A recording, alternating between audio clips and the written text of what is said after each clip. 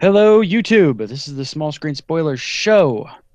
I forgot to go live on the actual website. That's geek-io.net/live, Tuesdays at 10-ish Eastern if my computer doesn't decide to explode.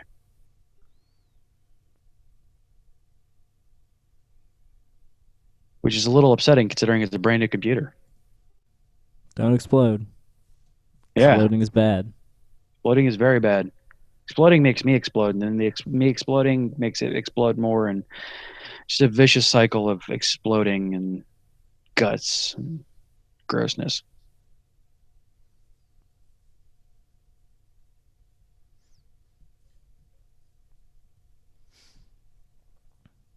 Does it notify you when I tag you in a tweet?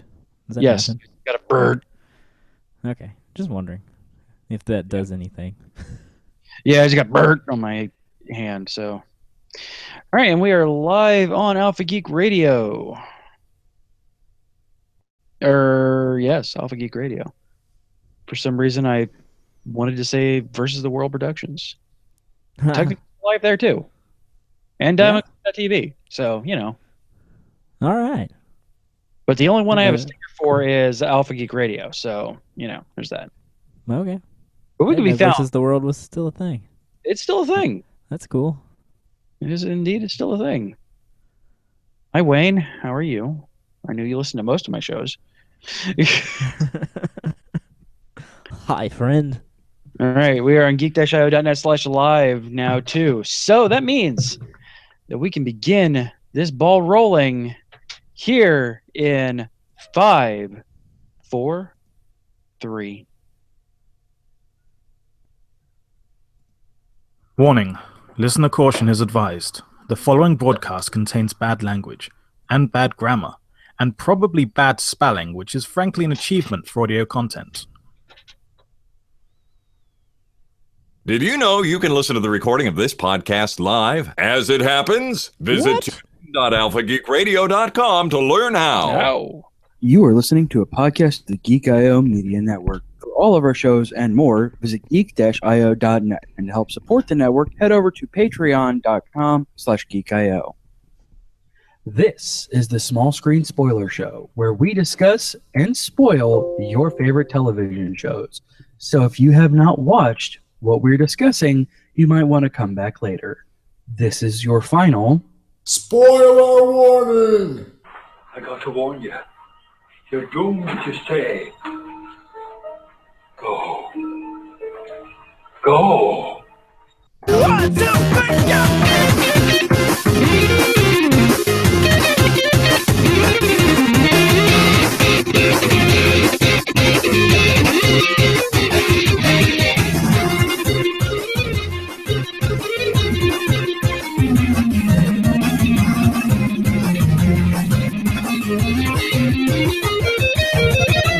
Spoilers.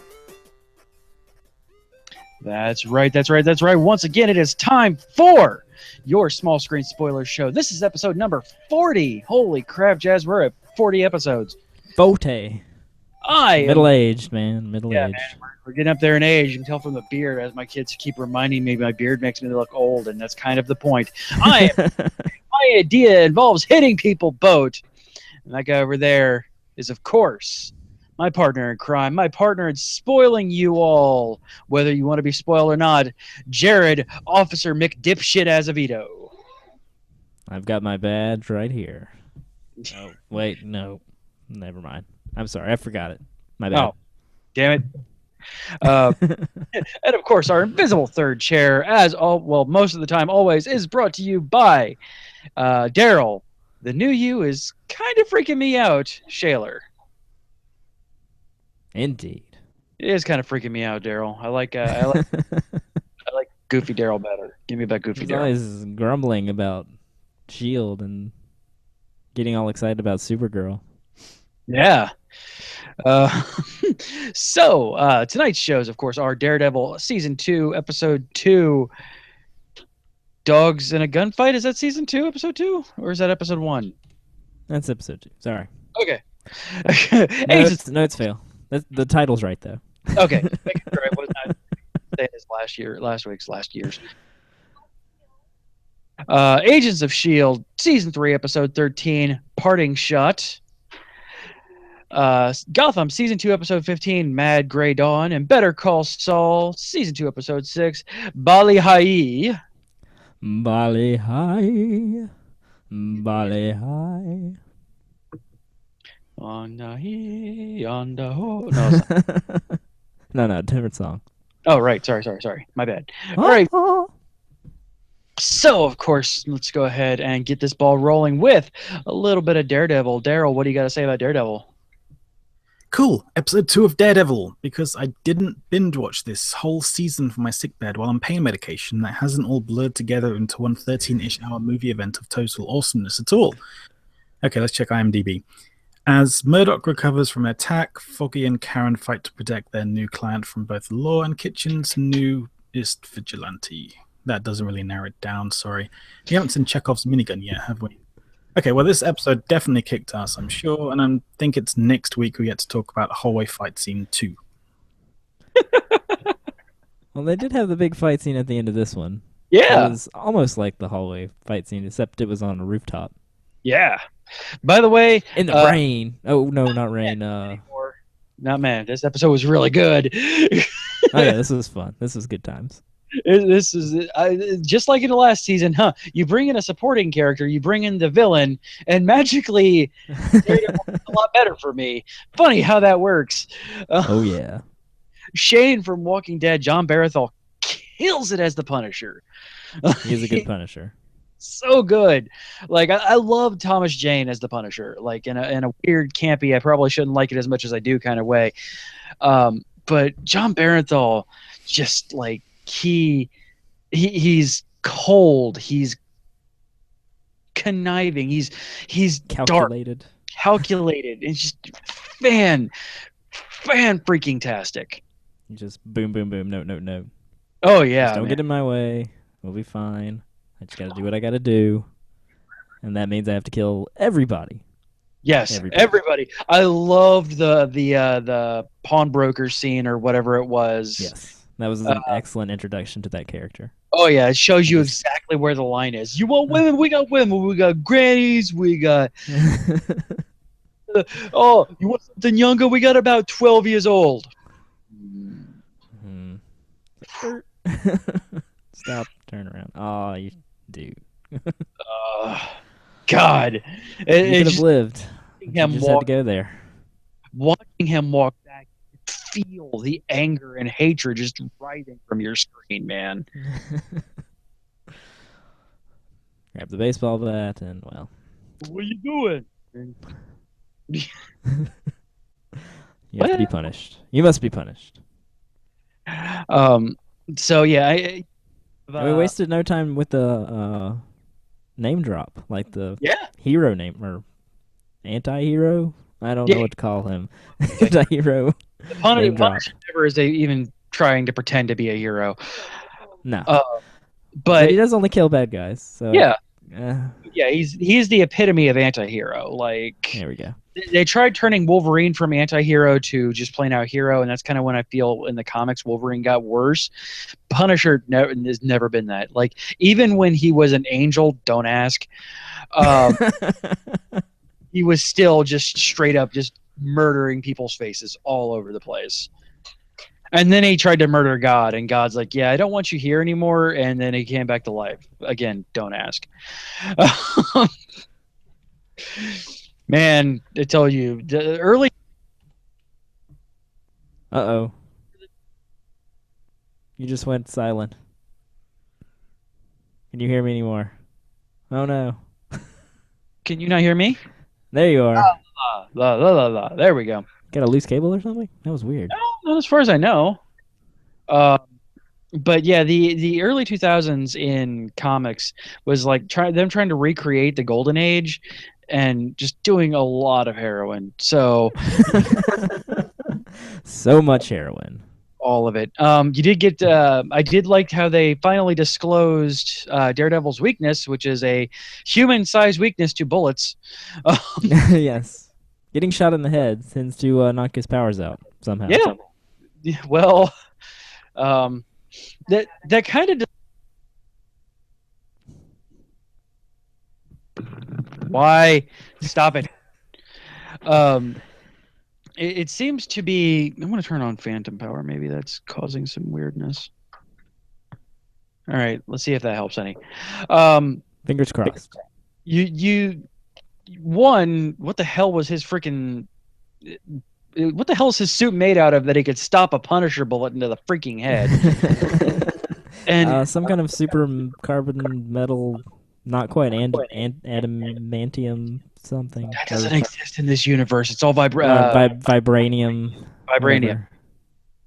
Adamantium doesn't exist in this universe because that's Fox. Vibranium. I know. Yeah.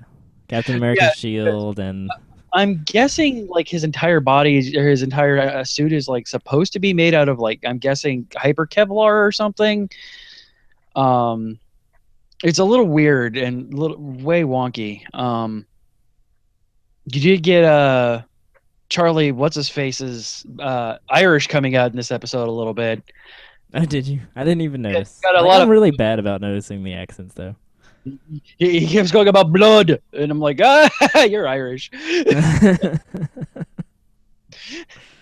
Did not pick up on it.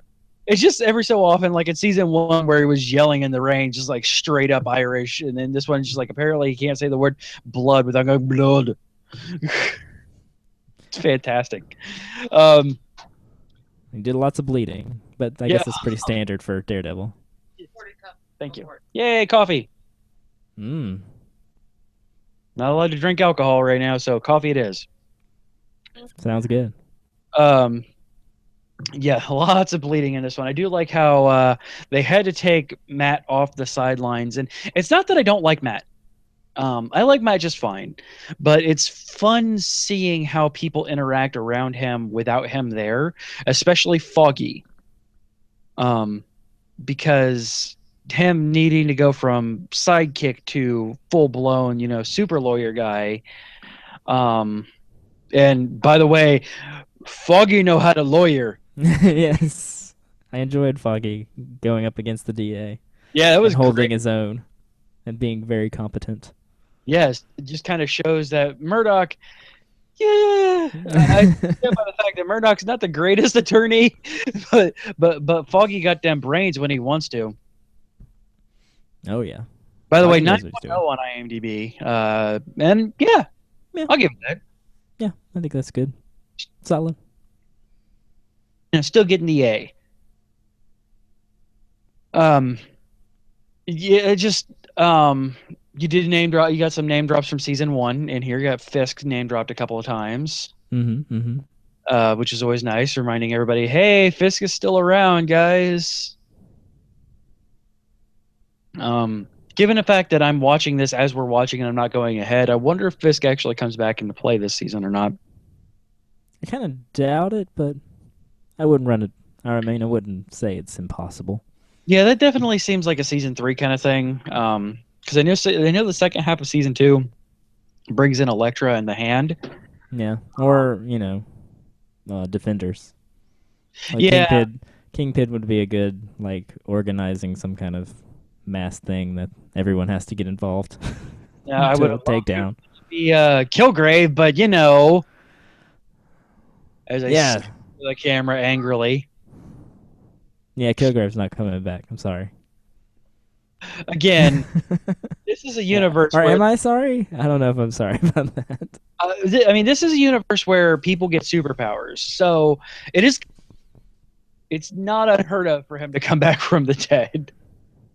This is true. Although if he comes back from the dead, I want flat out Purple Man. I will not be happy unless he's just flat out full purple. Like, hey, we brought you back from the dead, but you're kind of stuck. Now you're purple. I'm good with that, but I want straight up Purple Man, comic book Purple Man. Like that's what I want. But yeah, I'm just kind of curious if he'll get at least any FaceTime at all in this one, or if he's off doing his own thing right now. I don't see him coming back. Nah. That's fair. Was it the cold open where Foggy finds him? Or is it at the beginning of the cold open. That was fun. I like Foggy giving him something to do. Yes. Something important to do. I'm perfectly good with Foggy getting more screen time because he is still just the best person in this entire show. I agree, Brian Brushwood.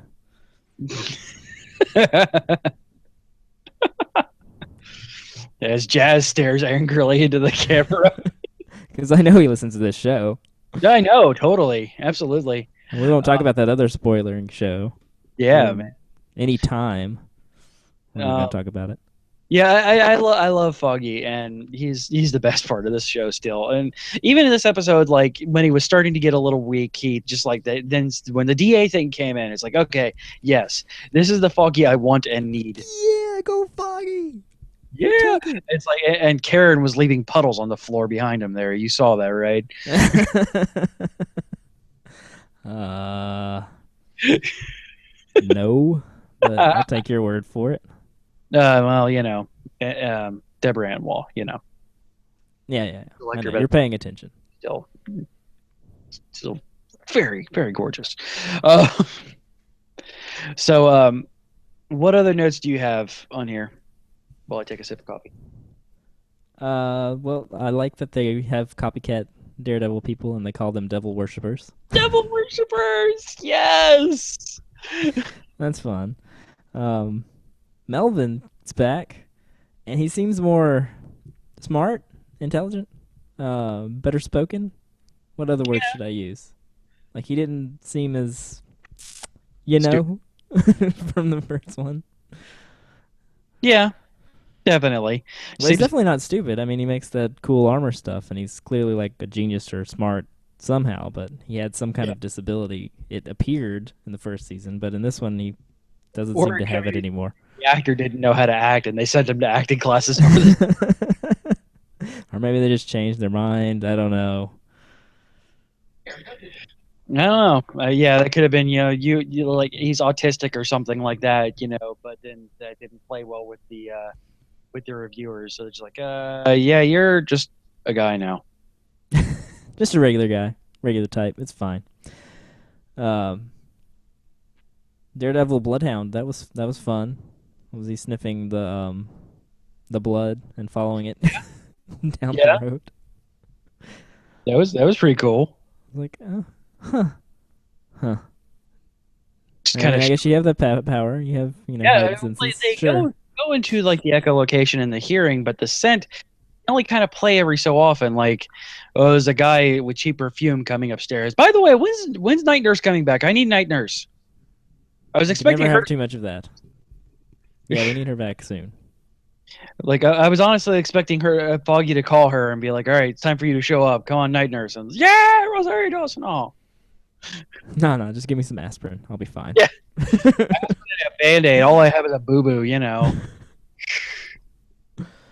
Dude just shot me in the head. It's just a flesh wound. Knocked me a little silly, but I did like how they played up him losing his powers and just watching him crumble to the ground as an actual blind man. Like, blind and deaf. Yeah, it was great just watching him collapse, and it just adds depth to his character where you can see he's not fully the man without fear, because you saw him lose all of his senses, and that caused him absolute terror. Mm-hmm. Like to the point where he blacks out for several hours until he can until he can snap his fingers and hear himself. And then baiting the trap with their client. That was cold. And then I almost put this for your nickname, just to be mean. But him, going to witness protection. It's like, where do they send me? Florida. Oh, I told you I hate Florida. Sorry. That's where they're sending you. Yeah. But we have Disney and humidity and bugs. Yes, the humidity. And mosquitoes as big as your face. Yeah, absolutely. And then you have the love bugs, even as big as them, but they just sit around humping all the time. They do. Love bugs. Love bugs. What else we got? Killdozer, just because I enjoyed that. Yeah. Like Punisher. I call him Killdozer, or what was the other nickname? Psycho with a gun, or something? I don't know. Yeah. Buggy, you're awesome. I do like how at this point they're just kind of making fun of themselves in all of the Netflix Marvel shows.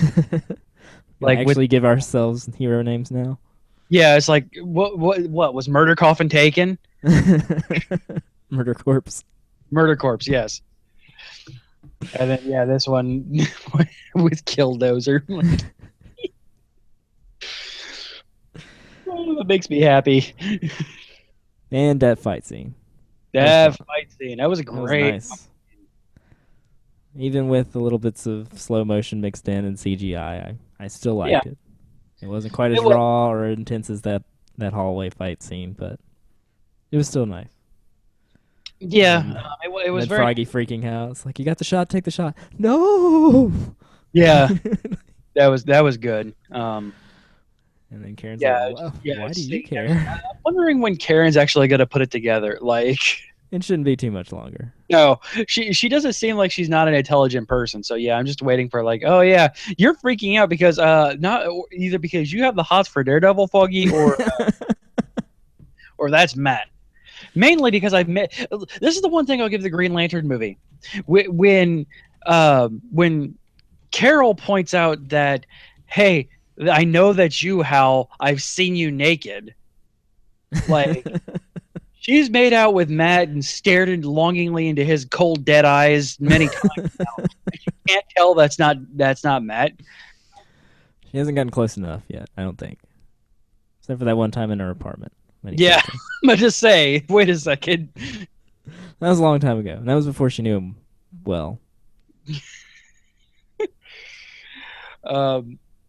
So yeah, lots of bleeding, but yeah, I really like this episode. I'm looking forward to the next episode. The man left real quick with Daredevil, so good. I'm glad you're on board. Yeah, I mean, what? Like I said last week, I didn't hate episode 1. No, I know you. A little bit more out of it. Jessica Jones set my expectations a little high, so like that got leveled real quick. So I can just go into it now and just be like, all right, cool. This is what I'm getting. I'm good with this. Let's enjoy it for what it is. Still better Batman than Batman versus Superman. Have you seen it yet? No, I have not, and I refuse to. Mainly because I don't want to give the Connie even more money. All right. I don't think it matters at this point. We have a clear winner. Yeah. All right. So now let's go ahead and see what Daryl has to say about Agents of Feels. Marvel's Most Wanted Episode 0, and this week in Hang a Lantern on It, we're going to discuss the Backdoor Pilot, and no, that's not a rude Top Gun reference. This is where an established an episode setting up a spin-off show, and the results are generally lackluster, since by definition that spin-off show needs to be stylistically different enough to make it on its own, and it's that change in pace that can be an unexpected gear shift for the series you actually tuned in for. Which is what we have here, with the addition of a horribly executed and needlessly confusing flashback mechanic, where there's nothing to visually differentiate the past and present threads. The ending is really good though, except that whole spies goodbye thing not only is amazingly unbelievable, but also felt like chitsy spy talk that Burn Notice would have thought twice about using. I really hope Marvel's Most Wanted is a lot better than this. I know S.H.I.E.L.D. can be. Ouch! Yeah, I think Marvel's Most Wanted can definitely be better than this episode. Daryl dishing out the hate. This got an 8.8 on IMDb, by the way, for Parting Shot here. Agents of Feels Parting Shot. Which, yeah, I mean, I agree. The episode as a whole, like the first 90% of it, was just kind of Like it wasn't bad, but it wasn't a great episode. Like it was a little. I mean, it was very disjointed. It didn't flow together like we've seen Agents of S.H.I.E.L.D. It had some great moments. Yeah. Oh yeah. And like most of them were, Hunter and Bobby moments because clearly they're setting him up for their send off. But yes, like maybe he just casually fell down and rolled himself in a nice warm tarp. I love Hunter nerding out about mushroom soup. Who knew he was so knowledgeable about mushrooms? Yeah, right. It was completely genuine too. Like he was, and then Bobby's like, "Yeah, his mushroom soup's actually very good." I'm like, "Wait, he wasn't acting about that?" No way. There's no way he could be making that up. That is fantastic. We have a mushroom nerd. It's awesome. That was a very Whedon-esque exchange. Yes. Oh, yes. I liked the entire story was just so like there was no good coherent reason for them to be in Russia. Well, they followed Malik there. Yeah, but still, like the MacGuffin does not that is not a good enough MacGuffin for what happened. And this is kind of the disadvantage of the internet age. If we didn't know about the Marvel's Most Wanted being pitched and being greenlit, this episode would have held a lot more drama for all of it. Like no, like my first note is Marvel's Most Wanted backdoor pilot ? So I knew it was happening at the beginning of the episode. Yes. Oh yeah, it was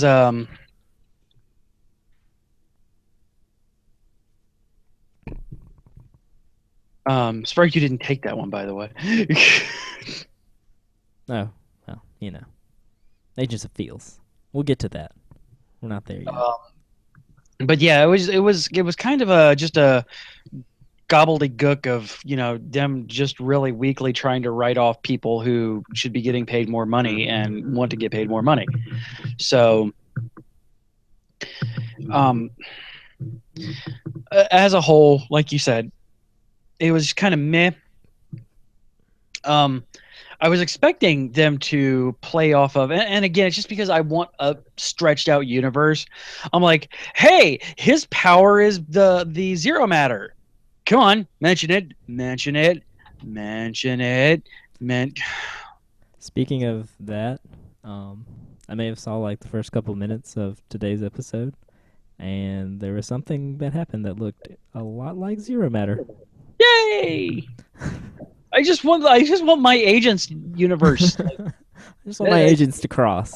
Yeah, cross like the agents. they're not willing to. They're not against throwing in, you know, the movies. Like I want the agents like storylines to intersect somehow. So we'll see. We'll see. I want old Peggy Carter to show up because she's still alive. Yeah. So she is. Yeah, she was in Avengers 2. No, yeah, that was just a flashback though. No, she was in Ant-Man was a flashback. She was in Winter Soldier, but she was Winter Soldier. Senile. That's She's what pretty senile on that one. Yeah, but still, it's kind of nice to, you know, go and see her anti-Tahiti'd. Oh. That's right. Like Daryl said it with him making Agents of Tomorrow. I kind of want this to be better than it actually is. Yeah. It was just felt a little flat. But yeah, I did. There's some good moments. I think looking at my notes, they're all Hunter moments. Yeah.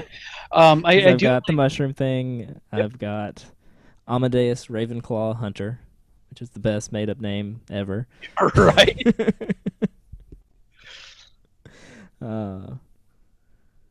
Hunter made May smile. Yeah. My idea involves hitting people. She smiled. I saw it. Yeah. Don't pretend you didn't smile at that, May. You smiled. I saw it. Made Mulan smile, huh?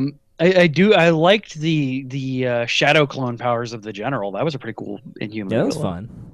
Must have been expensive though, because man, they killed that off quick. Yeah, right. You can always tell when a power is just too expensive when it just ends real quick. Like, you get one. We need something that we're only going to use once because we got to have them kill this guy. We got to give him a reason to kill this guy. Yeah, right. Let's give him something fancy that we can't, sustain. The Lash transformations, like they did one episode of a bunch of Lash transformations, and magically he's gone. He's there for a couple episodes, and now he's gone. Oh no! He's really expensive, you guys.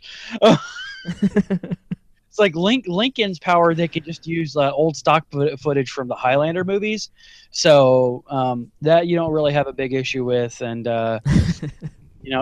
Lightning's not too expensive. A rank amateur can add waves to any video in Premiere, so her power is not that hard. Yeah, hell, I could do that. I'm sure you could. Melty Man's powers were kind of expensive. That's why you didn't see them very often. It's like, I'm going to go back home. I'm still around, though, so you just call me if you need me. Same thing with Speed Lady. Like, it's like, yeah, this isn't really good. We didn't think this character through well enough, so She's way OP, so we're just gonna set her to the side. she stays in Colombia. Don't ask. This isn't Flash, so you know. Yeah, right. We can't have somebody that strong yet. We The reason don't why have. you don't have many of the zombie wards powers going on, because that shit's expensive too. Skin sand is expensive. For real. And And you know, those 55-gallon buckets of goo, I'm sure aren't cheap. well, hold on. Let's go to geek-io.net/Amazon and see how much a 55-gallon double of lube is. I don't think it was lube. That was way too thick and sticky. Oh, golly. That's on the internet forever. I have that now.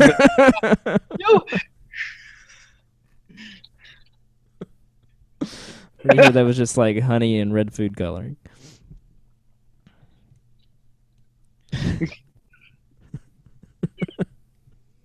Wow, 2 titles from one. Yep. Yeah. Welcome to my world. Now you know what it feels like to say something stupid, not thinking about it. It's like, ah, crap. Oh yeah, so they had to remain ignorant to protect Russia from knowing that S.H.I.E.L.D. still exists, because that would be Cold War bad. It would be. I mean, S.H.I.E.L.D. is straight up a terrorist organization right now. So, you know, that made sense. Winter Soldier was just last week, so, like... it's been longer than that, right? Because Age of Ultron was... I don't know. Like... Yeah, I don't know what the timeline is anymore. Somebody could tell us. I think it was about at least 6 months ago from the current timeline. Because, well, probably closer to a year. I'm going to say that the movies come out in pretty much like, you know, Avengers 2 happens 2 years after Avengers 1 happens, because that's when it came out.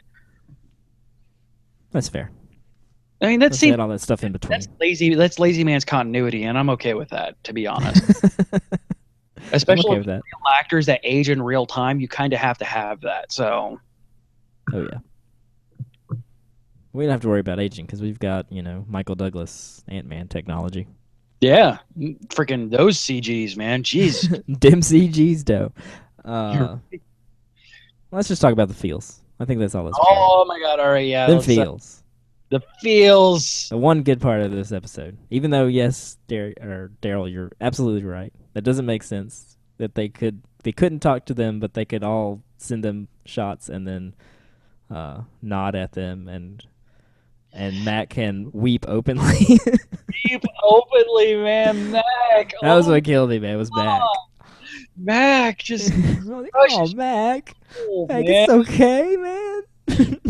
Well, Rachel actually watched these episodes with me, and like I saw the very tail end, and I was like, "Oh shit!" Last week. Okay. Yeah, Rachel watched the very end of it with her mom, and then watched the entire episode this time. But Rachel only watches S.H.I.E.L.D. sporadically with me, so like I have to explain why Mac is like waiting behind and weeping openly, because I'm like, he's the one who brought Hunter into this whole thing. Like he's the one, you know, who they're homies, man. He's the one who spearheaded getting Bobby out of Hydra. Like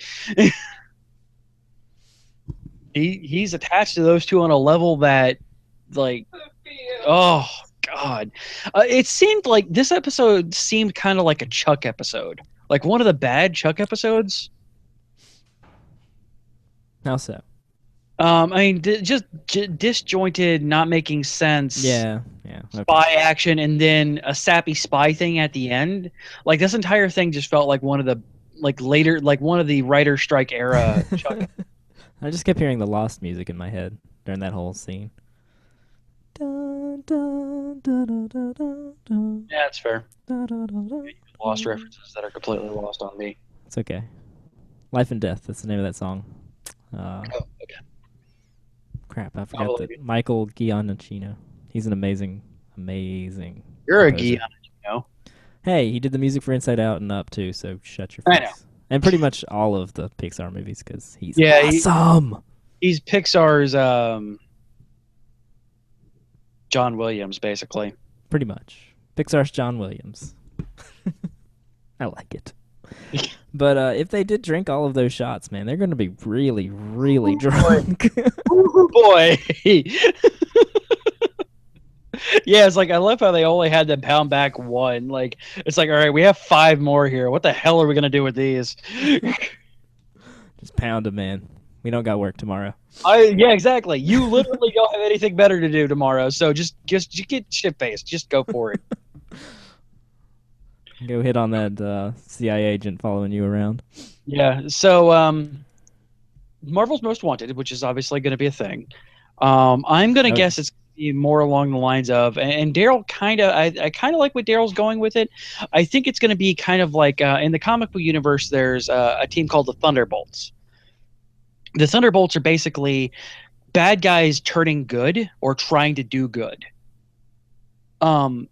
So I would like to see, I don't think Daryl's completely wrong with a title like Marvel's Most Wanted. It kind of gives a credence to, hey, we can have a redemption for villains kind of thing. We can have Dale Cooper show up and swallowing guy from his Great Lakes Avengers team. I think I didn't die. I guess not. I don't think he died. I don't think he died. I don't think Nails Lady died either. Yeah, we can have those two come back.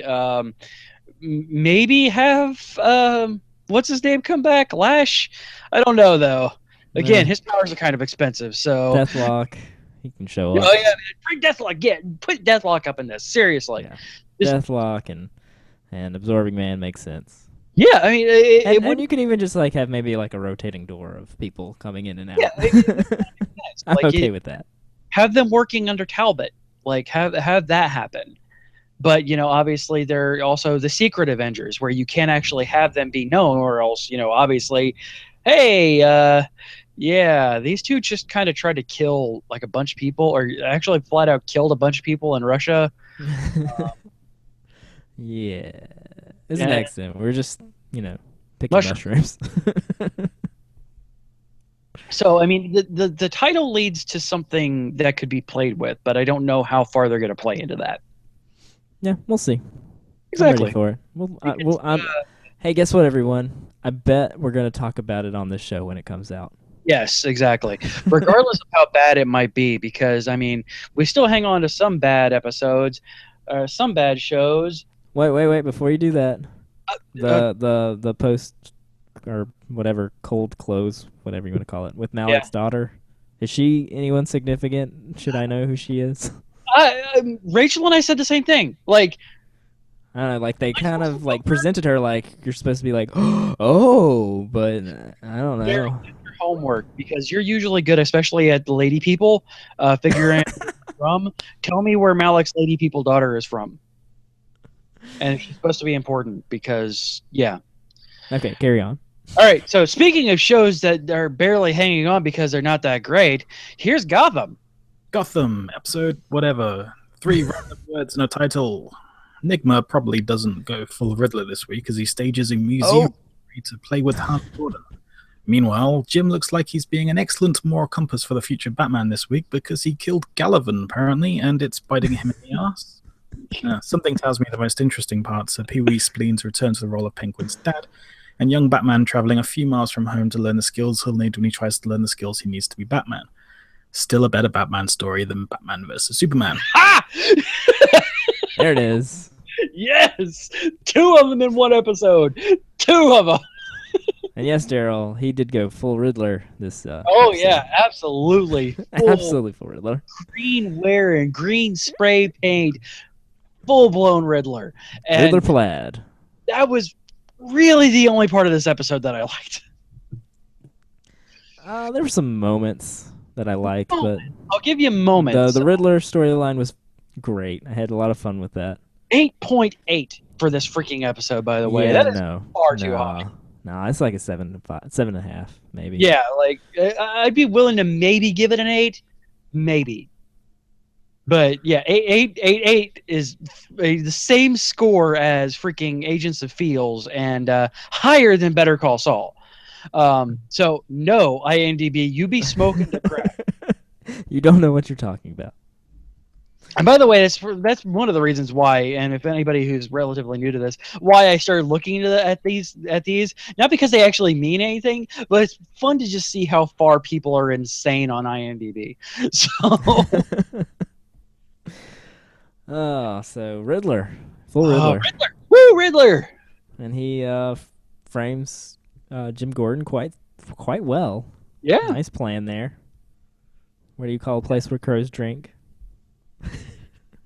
A crowbar. Crowbar. It's like, I know that was a bad one. I just kind of made it up on the spot. It's the nose. The crowbar comes back around. Definitely the best part of this entire episode. I didn't mind Pee Wee Penguin. Yeah, he was fine. He was super creepy, but I guess he's supposed to be. I'm gonna say. I really, really hate New Penguin though. Like I'm with Riddler. Your new you is kind of freaking me out. Yeah. I'm a fan.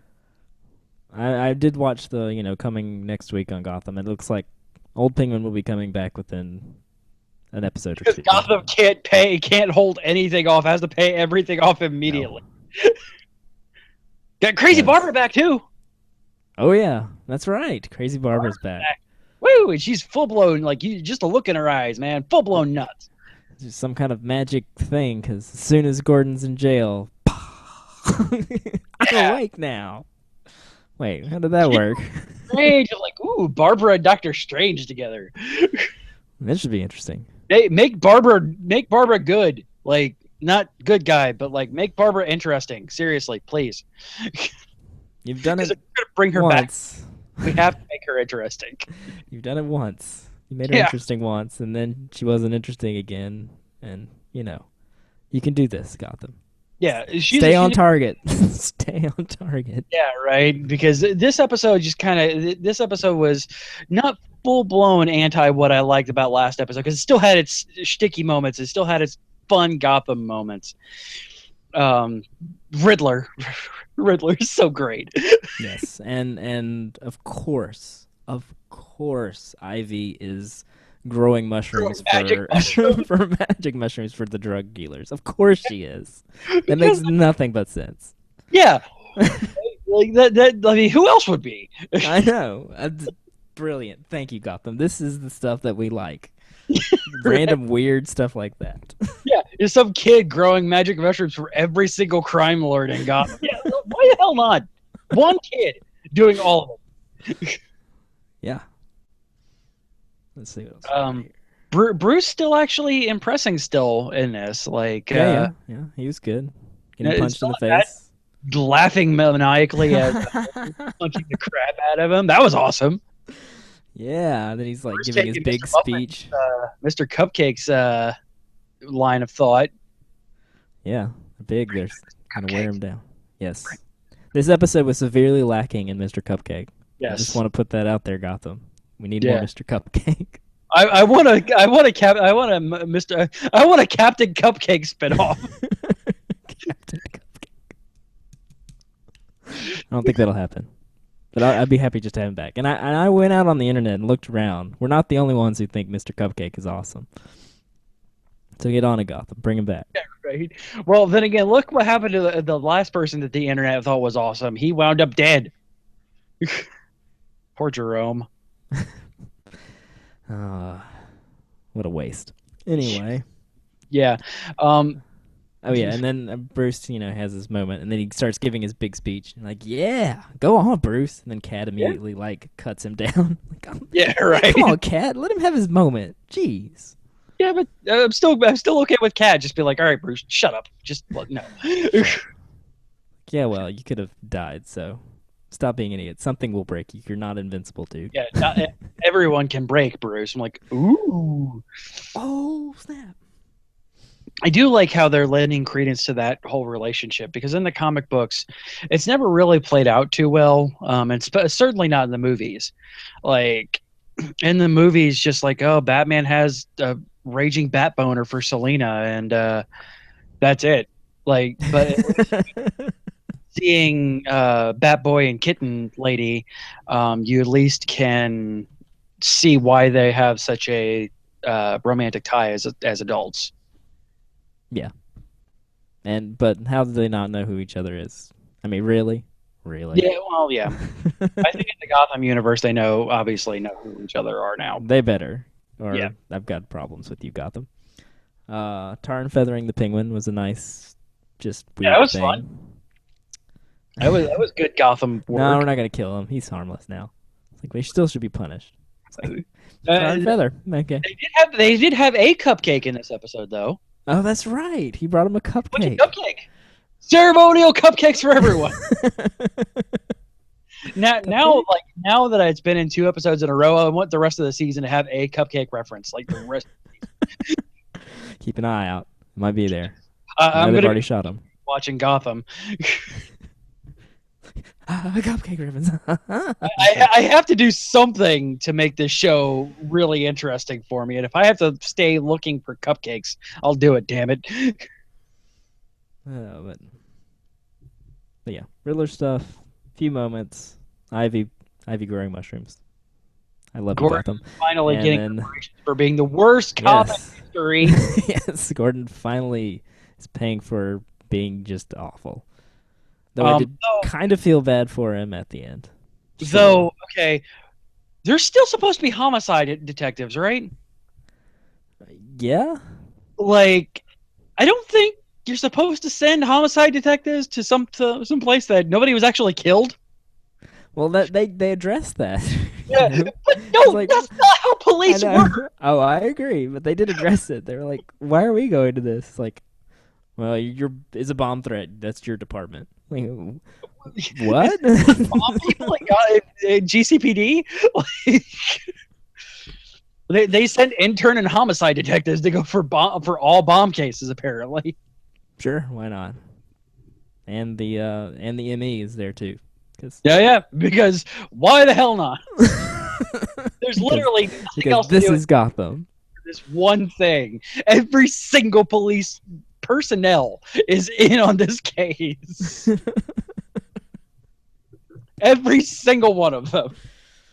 All of them. Like bank robbery anywhere else in the city, doesn't matter. They're all in that one case. No wonder Gotham City needed Batman, because the police are so inept that they have somebody there. And the only cop they have is terrible. One's really great at one-liners, but I'm still not sure he's a great cop. He's a little crooked, but he at least cares. Yeah. Still am a great partner, Jim. Oh, Harvey. We need more of you. Yeah, I'm kind of sad that they're basically writing off Leslie. Maybe. I doubt she'll be back, at least until maybe the season finale. Yeah. Because again, somehow we have to get Gordon going from ex-con to commissioner now. Which that gap of how he becomes commissioner is getting wider and wider. Yes. Wait, what? Like you now have a record. Like even if it's expunged, who would elect you to be commissioner?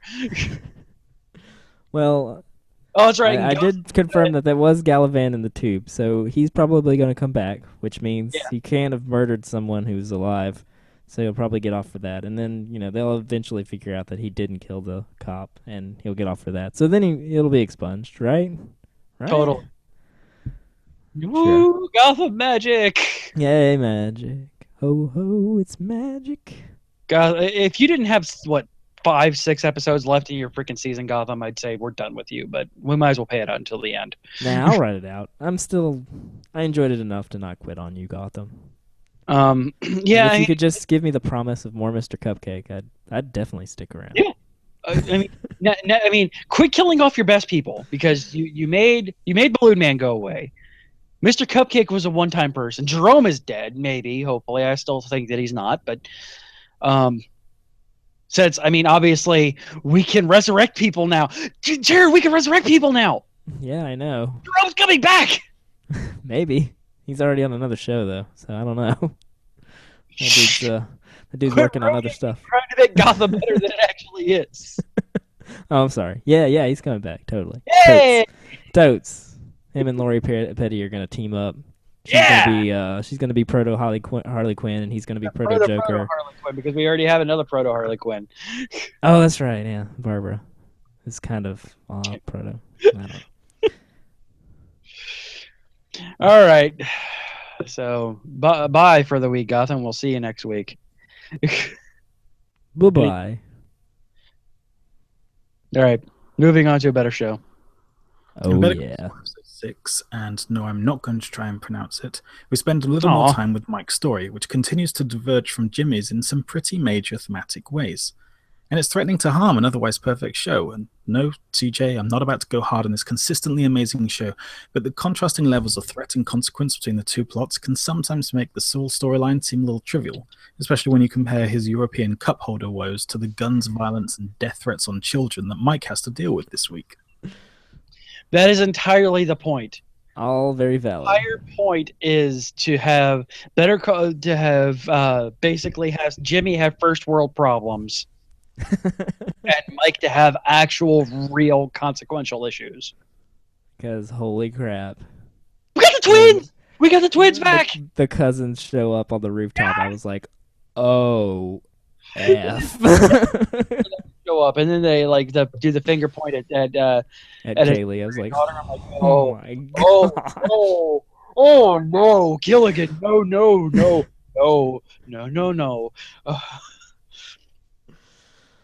Oh no. Oh no. So yeah, that is the entire. I think that was the entire point. Was, and even later, Saul, he's not really a villain. He's just dirty. He was the comic relief in Breaking Bad. Yeah, so I mean, and Mike actually got his hands dirty and did work and did actual things with consequences. Saul, not so much, and is now working at a freaking Auntie Anne's in Nebraska or something. No, not Nebraska. It's Omaha, isn't it? Omaha? No. Oh, it's Cinnabon. Sorry, you mean Cinnabon. future Saul. I thought you meant current Jimmy. No, Saul. Davison, Maine is somewhere close-ish. Phoenix, I think. No, that's in. What? No, you went silent again.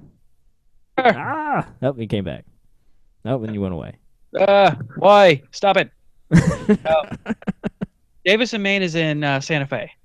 Santa Fe, that's right. And MMR is in Albuquerque. Albuquerque. So I mean, it's a lot of desert between the two places. So we want to talk about Mike or Jimmy first? Let's do Jimmy first because that's a lot less to go through and swallow. The cold open was fun. Yeah. Mostly just because we got Mrs. Fang or Fong or whatever her name is. Fayon. Good. Oh, Mrs. Nguyen? Yeah. Nguyen, thank you. Gosh, I'm terrible. I'm the worst. What are you doing here? I'm paid up. I could stay here.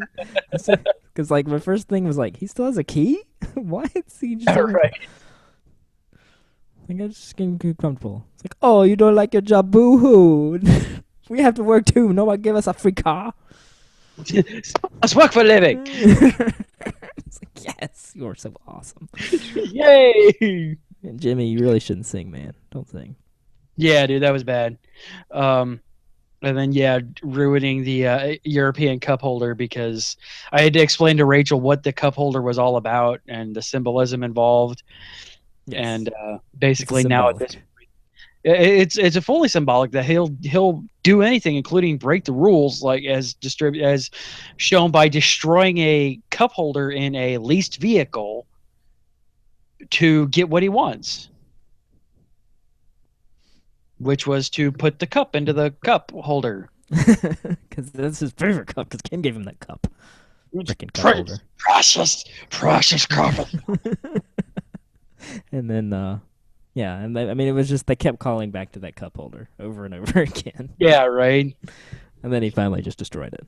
Yes. Classic Gilligan. Yep. Kim got her job back and possibly going on to a different job. Which is a way to write her out of the show. Mm-hmm.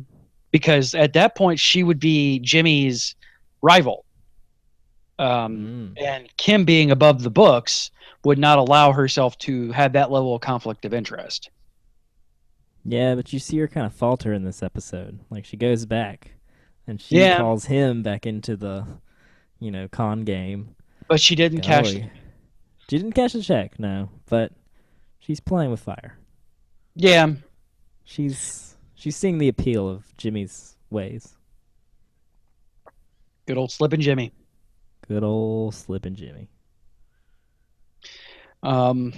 But yeah, other than that, like, Jimmy's story kind of went absolutely nowhere. Well, he was hardly in this episode. Like, he was at the beginning and the end, and then it was Kim and Mike alternating in the middle, which is fine. I actually have no problem with that. No, and as much as I love Bob Odenkirk, it's like by the way, we got the teaser for the next episode. We're going full Saul next episode. Yeah, you saw it too. Okay, good. I did. I squeezed like a high school girl. When he like walks in with the salmon-colored polyester suit. Oh, yeah. I'm watching it. I'm like, oh my god, we're getting Saul. Rachel's like, who's Saul? Oh, damn it. He is Saul. The titular character. Yes. Just like, she's like, who's Saul? I'm like, oh man, I'm so happy. And like, it just, by the way, that explains pretty much my entire idea of being a geek. Yes, this is an awesome thing is happening. What in the world is this? I'm with you, man. I'm with you. So yeah, Mike. Yeah, so we had, I'm sure you noticed, we had 2 long shots or long takes in this episode. They were both awkward, like capturing awkward moments. One is Gilligan is Kim, one was Kim and Howard walking from like her office to the meeting room, and him with just like the look of just I hate you on his face, and her trying to talk to him, but he's a muppet. Yeah, and him, her like trying to talk to him, and nothing from him. But then the second they get to the door, smiles and everything, and it goes in. That's the grandkid. Yeah. So much Howard. And then the second long shot we got is Mike. Mike defending his house. Coming from his car, picking up the things. Like, okay, there's people in here. Nice, quiet and easy. Yeah. And it's a whole different kind of tension. Oh man, yeah, you could cut that tension with a freaking butter knife, man. It's just because like you said, it's Kim's tension is first world problems, still tension, but yeah. And then Mike, we got 2 armed men in his house. Yeah, right. Though beat the ever living snot out of him, man. Yeah, he beat the crap out of those guys. We're just trying to scare you. We're just supposed to scare you. Try harder next time. Yes, no, it actually succeeded because, well, when he was cleaning off the blood off of his gun. By the way, I love the look on his face, like, oh man, my gun got bloody. Oh, I got blood on my gun. And then shaking because either adrenaline, actually being scared, or maybe we're gonna play Parkinson's card. I don't think so. I mean, this is a prequel, and they didn't have any of that in, Breaking Bad, so I don't see them playing that. Yeah, I don't know. I think that was just because adrenaline. I'll save it for my big spiel at the end. Like, I have a big spiel about this episode. Hey, spiels. A good one. Good. A good one. But he was saved by Billy Mays. So yeah, man. That was a nice callback to the early 2000s. Oh yeah, this does take place in 2002. Oh god, Billy Mays was still alive. Oh, with a quick chop. Yep, right through the heart, man. Just it's like, oh, right. Billy Mays. Slap chop, man. Oh god, man. I loved the scene between Mike and Hector. Oh, that was fantastic. What I tell you, giant balls. What did I tell you? Giant balls, which is another potential nickname for you. Yeah, so that was, I'm like, oh man. And that's another one, just like oozing tension, man. Just so much like, obviously you know the background, but somehow Hector has to get into the chair. it played such a pivotal role in Breaking We Bad. know how he got in the chair. Did we? Yeah, Gus put him in the chair with the. Oh, right. He somehow survived the poisoning that none of the rest of the family did. That's right. I forgot that he was involved in the poisoning incident. But yeah, I love, and also Nacho at the end, just kind of proving that I would want Mike and Nacho buddy cop show. Yes. Oh my god, it was so great. We'd watch the hell out of that. Mike just proving that he is the most honorable man in this entire universe. Yep. Gave you $25,000. Why am I getting this? Because I failed. Because we made a deal, and I didn't keep up my end of the bargain. So, wow. There you go. All right, Mike. Which brings me to my spiel. All right, give us the spiel. My gosh, nonverbal stuff in this episode. Oh, holy crap! There was so little talking and so much happening. Like the awkward walk with Kim and him and their faces, and Kim listening to what's his name, like give him the story and the spiel, and oh, I want to hire you, and like her reactions on her face, she was just winning it and killing it. Just the way people walk, the fake smiling, the way they're listening, when he's cleaning the gun, but he shakes. No words. And then the twins are just up on the roof. No words, just signals. Boom. And it's just, they just killed it in this episode with just clear intention. And then at the end when he gives him the money, just the look of just the utmost respect. Yeah, that Nacho has for Mike. Like, this dude is on your side now. Like, he believes in you. Like, you are his dude. Like, you have an ally in this fight. Because Nacho, like, that, just the acting in this, without saying any words, was just exquisite. Oh, most definitely. And there's my minor rant / spiel. Oh, it's a good rant. Any notes before? And I'm sorry. I missed one of my nonverbal things. The intern, when like Saul and his babysitter lady are like going over the thing, and Omar, huh? I think his name's Omar. Yeah, Omar is the guy, and Aaron is the babysitter.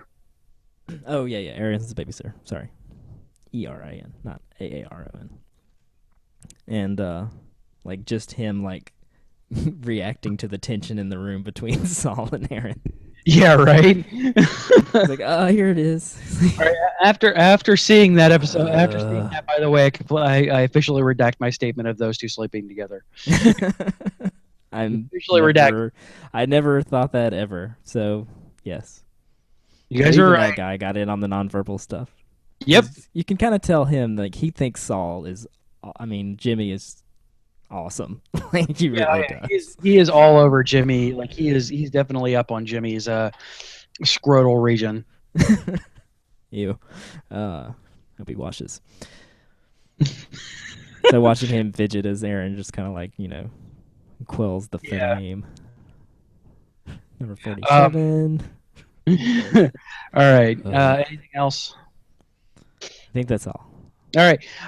So we're actually going to go ahead and cut off here because neither Jazz nor I have anything in here for our for the challenge shows. Sorry, I was sick. We went a little long on talking anyway. Yeah, we got started. I didn't have a lot of time.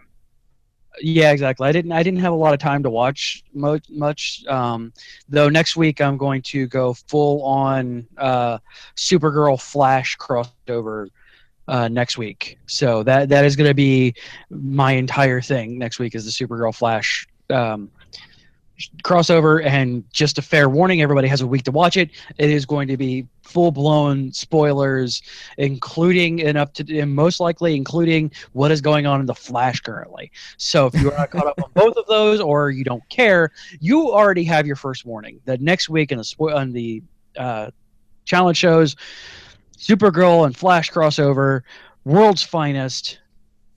It's going to be awesome. Okay. And I may have a Bob's Burgers episode that you might actually like that I watched this past week with Katie. It's a 4th season episode entitled Equestronauts. About the Equestronauts, who are a My Little Pony ripoff. And they go to a brony convention. I mean, an Equesticles convention.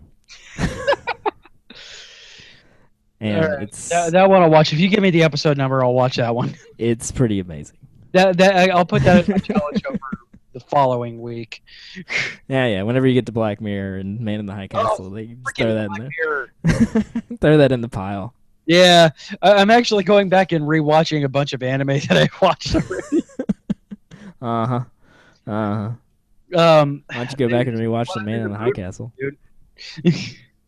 No, I can't say anything because, man, I haven't watched Flash or Arrow in like 2 weeks. Man in the High Castle is just such a heady, like... Yeah, I know. It's not one that you can really binge. It's not. It's hefty. That I have to actually take time to consider when I can put the mental facilities together to watch Man in the High Castle. Not that it's bad, but also it's also kind of the this will be here forever.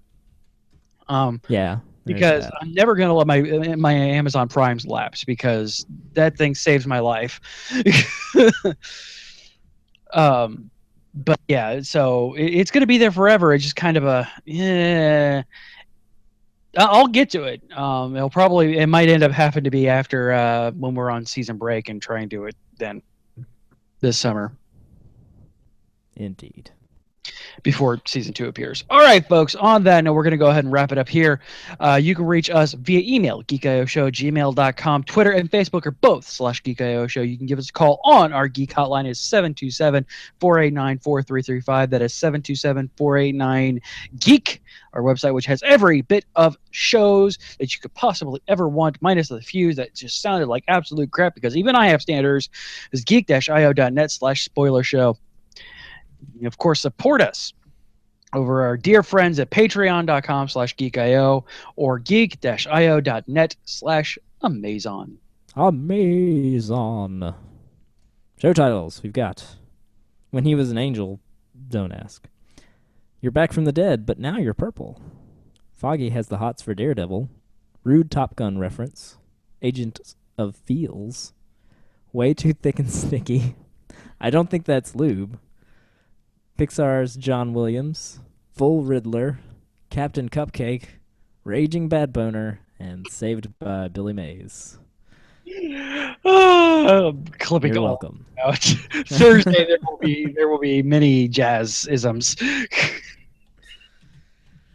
Yes, that's definitely the title, by the way. Way Too Thick and Sticky is definitely the title. All right, folks. On that note, we will see you next week right here on Tuesday night. Now that I figured everything out, hopefully we won't have any more issues. So on that note, folks, we will see you next week. Bye. Bye.